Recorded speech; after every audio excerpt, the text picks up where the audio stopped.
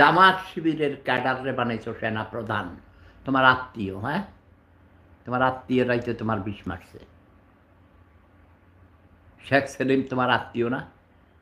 এই যে আমার ভাগিনা জোহরা তাজউদ্দিন আমার বোন হয়, জানোস? শাহরাস্তি বাড়ি, চাঁদপুরের শাহরাস্তি উপজেলায় তার বাপের বাড়ি। তারাও সৈয়দ বংশ, আজাগরা চৌধুরী বাড়ি।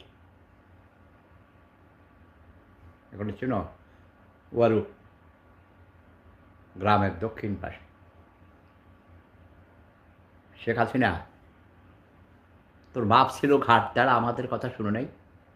তাজউদ্দিন ভাইকে বলছিলাম, তাজউদ্দিন ভাই বঙ্গবন্ধু আসলে উল্টোপাল্টা কথা শুনবে না, আপনি আসেন আমরা সবাই মিলে একটা জাতীয় সরকার, বিপ্লবী জাতীয় সরকার গঠন করে ফেলি। তারপরেও আবার সিরাজুল আলম খান দাদাও বলছে না, বঙ্গবন্ধু আসুক, বঙ্গবন্ধু আমাদের জাতির পিতা, বঙ্গবন্ধুর জন্য অপেক্ষা করি। আমি এই সব বিপ্লবের সময় অপেক্ষা করতে হয় না, শত্রুদেরকে সুযোগ দিতে হয় না।